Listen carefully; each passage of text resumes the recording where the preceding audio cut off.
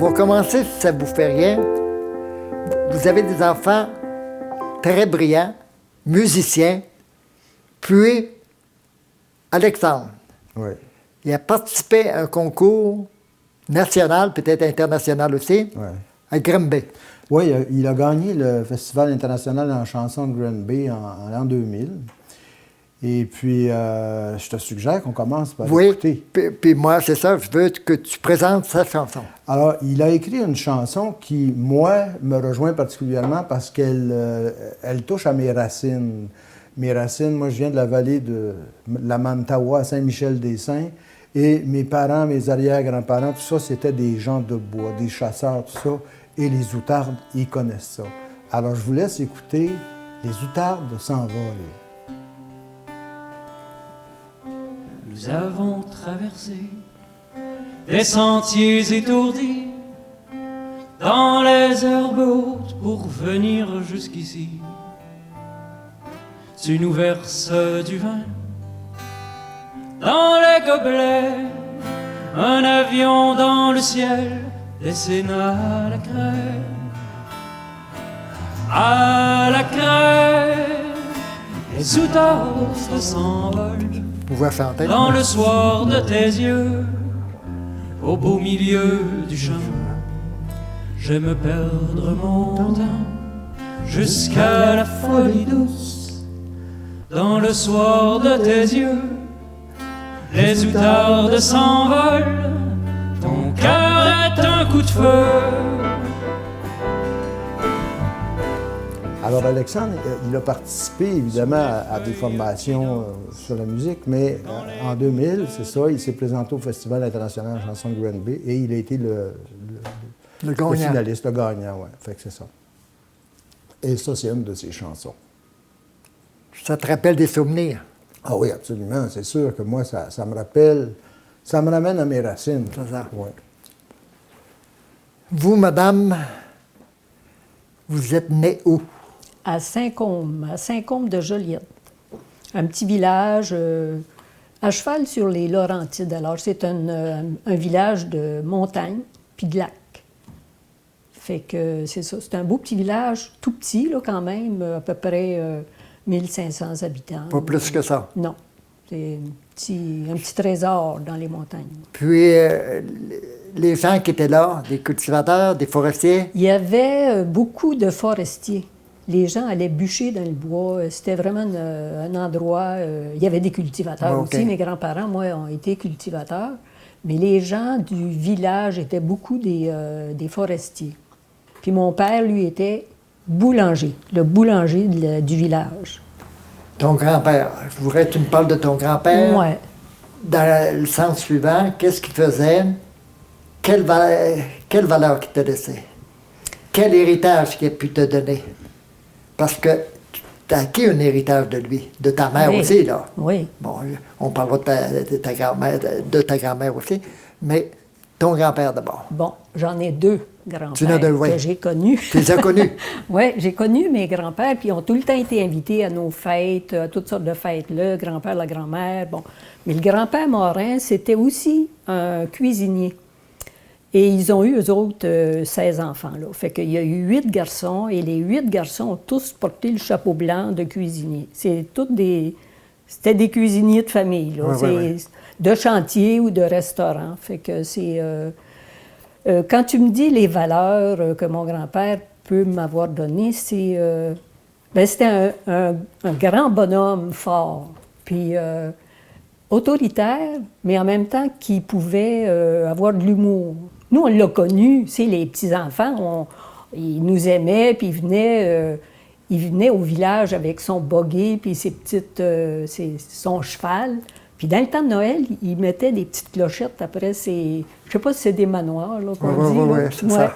Fait que ça, c'était le grand-père Morin, avec la petite grand-mère qui était haute comme ça, puis qui a eu... puis lui était très grand. Puis lui, c'était un grand bonhomme, oui. Fait que c'est... Les valeurs qu'ils nous ont données, je pense que c'est le travail, l'amour du travail, puis l'organisation. Ces gens-là avaient le sens de l'organisation. C'est pour avoir autant d'enfants, Puis, en tout cas, c'est à peu près ça. OK. Ouais. Mais l'hiver, là, Oui. c'était un peu en campagne, là. Ils restaient dans les rangs, eux autres. Dans les parce rangs, qu'il y c'est avait, ça, en campagne. Comment ils pouvaient s'amuser dans le temps de Noël? Dans le temps de Noël, moi, je parle surtout du jour de l'an, parce qu'à Noël, ça se passait OK. dans nos familles. Je parle du temps du grand-père, là. De mon grand-père. On allait passer le dîner chez mon grand-père Bordelot, qui restait aussi dans un rang. Bordelot. Oui, eux autres, c'est des Bordelot. C'est- Comme dans l'histoire des... Oui. Je me rappelle plus qui, là, en tout cas les Bordelot de l'histoire.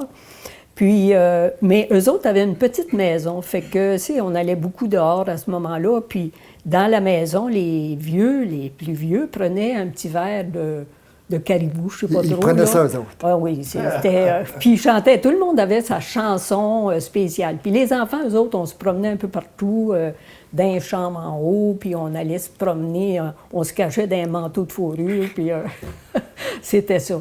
Mais chez mon grand-père Morin, on allait souper là. Et là, c'était, il y avait 3 grandes tablées, là, parce qu'on était plusieurs. Tu sais, la grand-mère qui a eu 16 enfants, là, puis les parents ont eu 7-8 enfants chacun, fait que ça faisait du monde autour des tables. Du beau monde. Du beau monde. Mais là, lui avait une très grande maison et une très grande salle où on pouvait danser. Puis il y avait toujours de la musique, parce qu'il y avait de ces gars qui faisaient... C'était pas péché de danser, là? Ça n'avait pas l'air, en tout cas, parce que ça dansait pas mal. C'était peut-être permis, mais ça, c'était plus dans le temps de mes grands-parents. Ouais. Après ça, je pense que tout le monde pouvait danser. En tout cas, au jour de l'an, ça dansait. Les petits, les grands. C'était vraiment plaisant d'aller là. Puis quand la musique était finie, là, c'était les gens jouaient aux cartes. Les mononcles, puis les matantes, puis il y en a qui se disputaient parce qu'ils ne gagnaient pas, là. En tout cas, c'était... Il aimait gagner. ou qui avaient pris un verre de trop, je ne sais pas trop. Fait que ça, c'était plus le gros party, là, chez Papa et Morin, parce qu'on l'appelait comme ça, Papa et ma mère. Ouais. Du côté de ta grand-mère, peux-tu la décrire un peu? Laquelle, là, que tu veux que je décrive? Une des deux, là. Maman Morin, c'était la petite maman, puis l'autre maman, elle était aussi petite. Ouais. Mais maman Bordelot avait du nerf. Elle est morte à 93 ans. Puis à 90 ans, elle avait encore un jardin, puis elle cultivait les fleurs. Elle faisait tout le temps un décor nouveau dans sa maison. Au bout de 5-6 ans, il fallait qu'elle peinture, il fallait qu'elle change la tapisserie. Puis elle disait, moi, je suis peut-être vieille, mais j'ai le cœur jeune. Fait que moi, ça m'impressionnait, ça. Je trouvais tellement qu'elle était jeune de cœur, vraiment, là. Ouais. Fait que c'est ça, nos grands-parents ont été significatifs dans notre vie parce qu'on les a eus très près de nous. C'est quand ils ont pu rester dans les rangs, ils sont venus s'installer au village. Fait que là, on pouvait aller les voir, puis eux autres venaient aussi plus souvent. Fait que c'est ça, la vie de mes grands-parents. Toi, M. André, tes grands-parents. Mes grands-parents.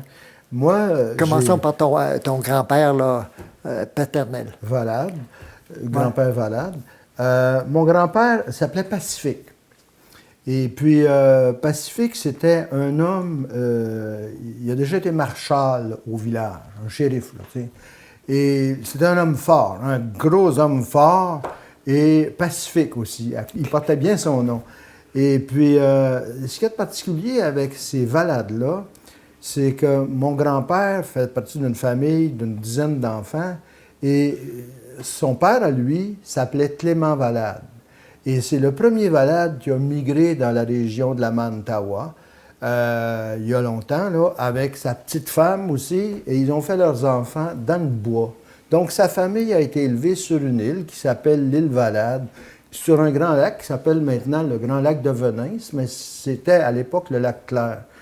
Et puis, donc, c'était à mi-chemin entre la paroisse de Saint-Michel-des-Saints et Manawan. Manawan, c'est une réserve indienne à Tikamek.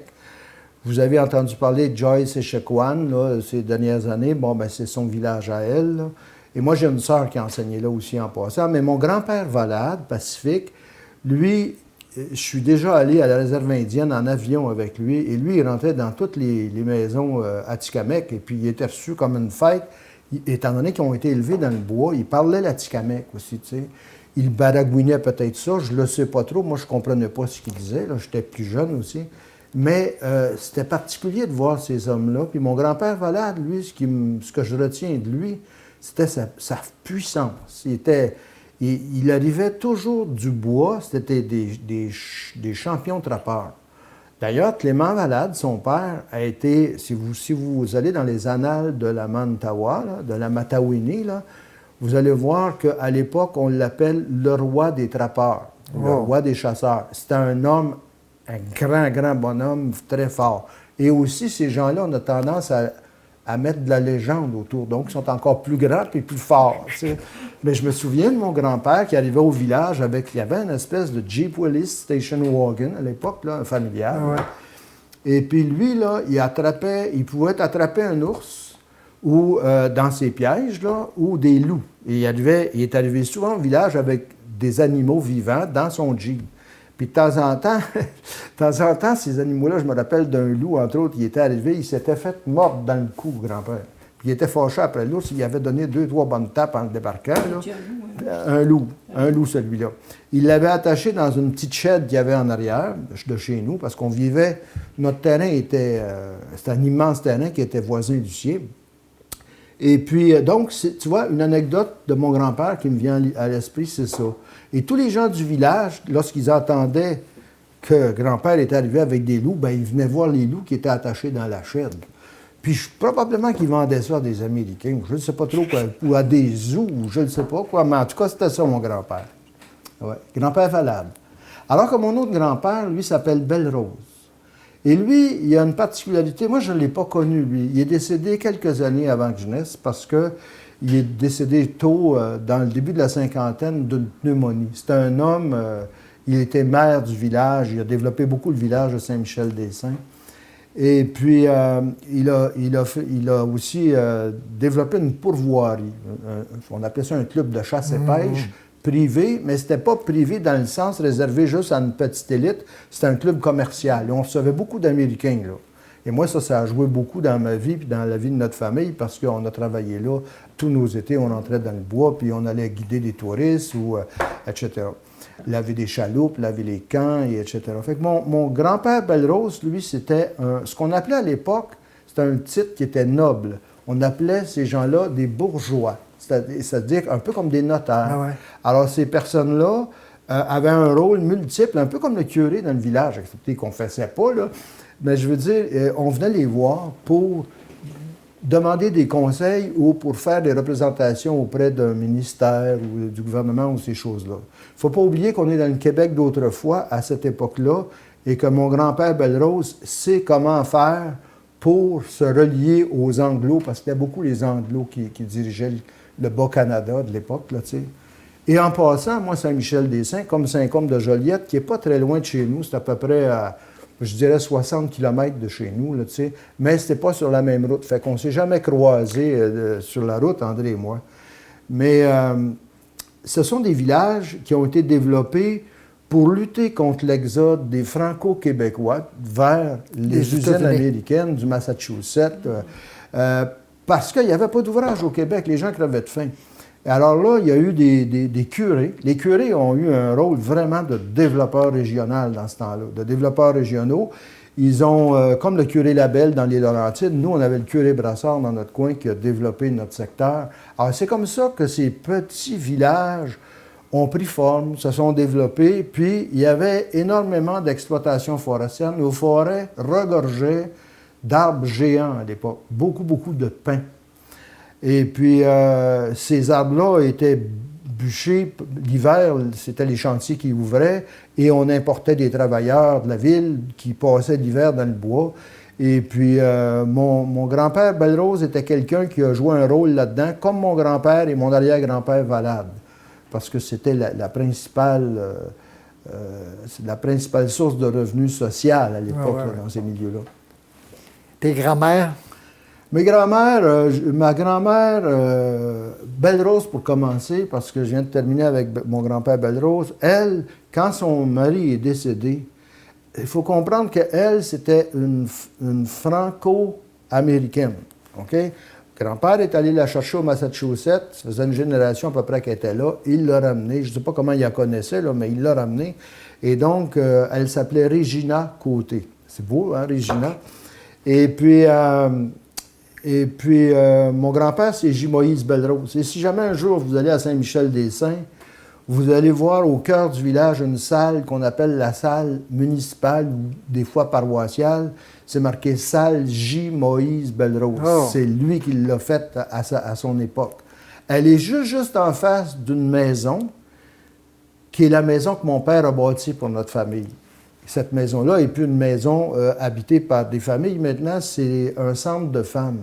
Et je trouve ça très bien que ce soit ça parce que ça continue d'être un centre éducatif, un centre de solidarité sociale. Et mon père aurait été content que ça devienne ça. Alors, ma grand-mère Belrose, elle, pour revenir à ta question, elle est devenue aveugle au moment où son mari est décédé, tellement elle était chagrinée. Et donc, on a connu surtout une grand-mère aveugle qui était alitée.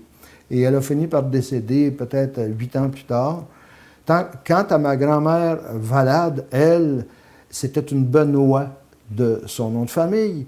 Elle était, ce que je retiens d'elle, c'est une femme qui travaillait sans cesse. Elle se levait le matin tellement tôt que c'est elle qui débarrait l'église. Elle avait la clé de l'église. Et puis, elle faisait rire d'elle par ses gars. Ses gars disaient, regarde, elle est rendue qu'elle débarre l'église. Là, bon. Mais c'était ça, grand-mère Valade, une femme pieuse, mais une femme qui avait eu une bonne trollée d'enfants et qui jardinait des grands jardins.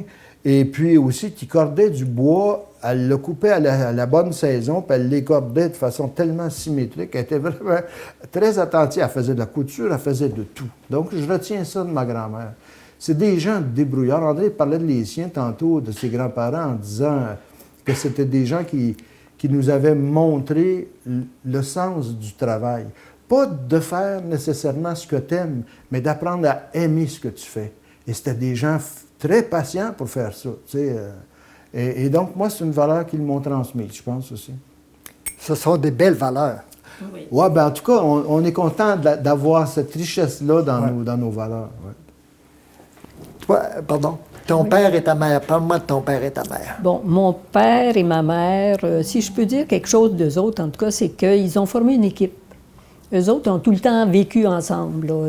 Mon père, comme il était boulanger, il travaillait à la boulangerie, ma mère lui aidait. Puis même qu'au début, il travaillait dans les chantiers. Ma mère montait dans les chantiers avec mon père. Puis, entre-temps, ils ont eu les 2 plus vieilles. Puis, les 2 plus vieilles, tant qu'ils n'étaient pas à l'école, montaient dans le chantier, passaient l'hiver dans les chantiers. Moi, quand je suis née, la 3e, là, ils sont venus au village parce que c'était le temps de l'école pour la plus vieille. Puis, ils ont acheté une boulangerie à ce moment-là. Et on a vécu tout le temps au village. Ouais. Et là, on a vécu dans la boulangerie, dans l'odeur de pain, de brioche, de tarte. Puis on n'a jamais engraissé pour autant. C'était... ils étaient vraiment solidaires l'un de l'autre. Puis ça, ces valeurs-là, ils nous les ont léguées. C'est vraiment des très belles valeurs pour nous de parler, de pouvoir se dire des choses, puis de se consulter. Parce que nous, souvent, on avait des demandes. Puis, demande à maman. Est-ce que tu as demandé à papa? Ben, attends, on va réfléchir. Puis des fois, c'était oui, mais d'autres fois, c'était non. Puis ça finissait là. Fait que c'était des travailleurs aussi, des grands travaillants. Puis, c'est ça, avec ma mère, on parlait beaucoup. On pouvait parler beaucoup, mais surtout plus vieille, là, parce que plus jeune, on vivait en famille. Puis mes parents étaient très... mon père était plutôt doux, puis ma mère était autoritaire. Mais en même temps, c'était pas autoritaire là, pour nous empêcher de vivre. Puis elle nous procurait beaucoup de vêtements, parce qu'on était 7 filles et un garçon. 7 filles? Oui. Fait que les filles aimaient jouer à madame, à poupée, puis des fois, on s'habillait aussi en religieuse. Mais maman avait tout le temps des rideaux qu'elle nous laissait, des vieux rideaux, des couvertures de laine. Fait qu'on était souvent déguisés. dans la maison. Puis on se promenait comme ça, puis on était très à l'aise. Des fois, c'était des petites sœurs, tu sais, puis avec nos couvertures grises. Puis d'autres fois, c'était des robes de mariée, des robes de princesse. Fait que c'était... c'est ce que je me rappelle, moi, de mon enfance. Beaucoup de jeux, beaucoup de plaisir à être ensemble, avec des petites chicanettes, là, comme tout le temps. Il devait avoir des chicanes certains. Des petites chicanes, mais pas... J'ai des petites chicanes. Oui, des petites affaires de... J'ai de la misère à croire. Oui, n'empêche que c'était ça. Moi, ce que je me rappelle, c'est qu'on jouait. On a beaucoup joué dans notre enfance. Puis quand on a été un petit peu plus vieux, on a travaillé à la boulangerie. Fait que... Au début, papa engageait un homme quand maman était plus jeune puis qu'elle avait ses jeunes enfants. Mais après ça, c'était les filles qui travaillaient à la boulangerie. Alors, on nous appelait les petits gars à Raoul. Mon père s'appelait Raoul. Puis comme on faisait à peu près tous les jobs qui étaient à faire dans une boulangerie, graisser les tôles, laver les assiettes de tôle aussi pour les brioches, enfourner le pain, défourner, graisser le pain, en tout cas, puis vendre le pain et les brioches. Fait que nous, on faisait tous les jobs. Puis on allait chercher du bois aussi pour chauffer le four, parce que c'était un four à l'ancienne, un four à bois, un grand four à bois. Fait que nous, c'est ça, c'est notre enfance. C'est du travail autour de la boulangerie, mais dans le plaisir. Ça ne nous tentait pas tout le temps, c'est d'aller servir le client, des fois à l'heure des repas. Puis notre boulangerie était en annexe avec notre maison. Puis là, papa disait « Souriez, les petites filles ». Fait qu'on a appris à sourire, hein, parce que le client a toujours raison. C'est ce qu'on disait, c'est ce que maman et papa nous disaient. Fait que des fois, à l'heure du repas, c'était « Bon, c'est à qui va servir ?» On entendait la petite sonnette, là, « Ding-dong ». Puis c'était un client. Souriez, les petites filles. Fait qu'on partait avec le sourire. Puis quand on faisait les jobs aussi difficiles, des fois, là, comme graisser les tôles, c'était quand même assez difficile. C'était des tôles assez grandes, là, avec 4 possibilités de pain carré. Soulève, graisse, puis met sur le rack. Mais le fun prenait tout le temps. On revirait ça en jeu. C'est comme faire la vaisselle aussi. C'était jamais le fun de commencer la vaisselle. Mais ça finissait qu'on riait, puis l'eau volait des fois un peu partout, là. Fait que c'est le plaisir de vivre en famille. Ouais. Dans le temps de Noël, ça se passait comment? Dans le temps de Noël, c'était... Avez-vous des cadeaux? Ah oui, on a tout le temps eu des cadeaux. Dans les premières années de ma jeune enfance, quand on restait à même la boulangerie, c'était vraiment plus petit, là. Je me rappelle que à Noël, maman revirait la maison un peu à l'envers, là, pour pouvoir mettre un arbre de Noël. Puis c'était un décor tout à fait différent. Fait qu'on avait pour à peu près un mois à vivre dans un décor nouveau. Ça, c'était le fun. Puis Noël, c'était tout le temps les cadeaux le matin même. C'est pendant la nuit, là, on attendait le Père Noël, mais on dormait bien dur. Mais on avait toujours des cadeaux, mais soit des poupées ou soit des patins. Plus tard, on a eu des skis. Ah, c'est beau. C'est ça. Toi, comment ça se passait avec ton père et ta mère? Comment ça se passait avec mon père? Qu'est-ce qu'ils t'ont laissé comme héritage? Mon Dieu. D'abord, mon père et ma mère se sont mariés sur le tard. Bon, ils se sont mariés, ils avaient 27 ans tous les deux. Et tu vois, mon père est décédé à 54 ans. Fait que moi, mon père, je l'ai perdu, j'avais à peu près 20 ans. OK. Alors, j'ai eu le bonheur d'avoir sa présence pendant un certain temps et j'ai été aussi pas mal accompagnateur dans sa dernière année vers son décès. Et puis, ma mère était une personne qui avait attrapé un virus ou elle a eu un problème de santé dans sa toute petite enfance, sa première année, là. Et puis, ça a eu pour effet de paralyser complètement son bras gauche, puis elle claudiquait. D'ailleurs, il était atrophié, c'était un petit bras qu'elle avait. Donc, ma mère était une personne handicapée qui vivait à la maison, à temps plein, qui faisait tout. Là. Les lavages dans ce temps-là, là, c'était à la mitaine que tu faisais ça, tu étendais dehors, ça à corde, puis tout. Puis elle avait toujours un problème de bronchite chronique, toujours ça. J'ai l'impression que Elle toussait tellement, là, je me souviens de ça. Mais sa maison était spick and span, puis elle était tellement fière d'avoir réussi malgré tout à mettre 4 enfants au monde. Moi, j'ai 2 sœurs, puis j'ai un frère qui est décédé maintenant. Et puis, moi, je suis le 3e dans la trolley, là. Et puis, ma mère, il faut dire aussi, pour revenir avant, dès son école primaire, le médecin avait diagnostiqué qu'elle ne traverserait pas le primaire, qu'elle mourrait avant. Et tu vois, elle est décédée, elle est venue mourir ici à Mcou d'ailleurs, à l'âge de 72 ans. Elle a passé sa dernière journée assise dans la chaise où tu es, ou en tout cas à la place où tu es, pas dans cette même chaise-là. Et puis après ça, je suis allé la reconduire à l'hôpital, puis elle est décédée dans la nuit suivante. Mais comment ça se passait dans mon enfance? Chez nous aussi, c'était la fête, mais des cadeaux, on en avait, mais mes parents étaient plus traditionnalistes. Comme nous, les cadeaux, là, c'était au jour de l'an. Alors, comme tous les enfants du village recevaient leurs cadeaux à Noël, bien, nos parents nous achetaient le gros de nos cadeaux au jour de l'an, mais ils avaient comme pris l'habitude de tricher un peu, de nous en donner des petits à Noël, pareil. Fait que tu vois, on se couchait le soir de Noël, ils nous réveillaient pour la messe de minuit, puis on s'en allait, puis mon Dieu, c'était interminable, ces messes-là. Mais c'était beau, les chants et tout, puis l'église était pleine. Puis quand on venait à la maison, là, on s'en donnait plus, là. On voulait réveillonner, puis on voulait développer nos quelques petits cadeaux qu'on aurait, puis on avait hâte à la semaine d'après pour avoir les autres qui s'en venaient. Alors, je ne sais pas comment ils ont fait, parce qu'ils n'étaient pas riches, mes parents. Je ne sais pas comment ils ont fait, mais ils nous ont tout le temps gâtés du mieux qu'ils ont pu. Ils nous ont tout le temps offert quelque chose. Il y a des enfants qui n'en avaient pas de cadeaux à Noël. Puis mon père était le plus vieux, lui, de sa famille. Alors, comme plus vieux, il n'avait jamais connu ça, lui, d'avoir des cadeaux à Noël. Alors, il nous racontait que c'est lui qui, lorsqu'il est devenu en âge de gagner sa vie, il avait 15 ans, 16 ans, il a commencé à acheter des cadeaux à ses petits frères et ses petites sœurs. Fait que ses petits frères et ses petites sœurs avaient des cadeaux, puis pour lui, c'était sacré d'offrir des cadeaux. Et c'est curieux, hein? Temps des fêtes, on parle du temps de Noël, fait que Noël, le temps des fêtes, le jour de l'an au matin, là, on se levait assez de bonne heure, mais papa était tout le temps un petit peu plus de bonne heure que nous autres. Il était parti peut-être vers 5h30 le matin. Il traversait le champ en arrière, il allait voir son père pour demander la bénédiction paternelle. C'est particulier, hein? Ouais. Et puis ensuite, quand il revenait chez nous, c'était la plus vieille, ma sœur Ghislaine, qui demandait à papa, « Papa, voulez-vous nous bénir? » Papa était toujours mal à l'aise de nous bénir parce que...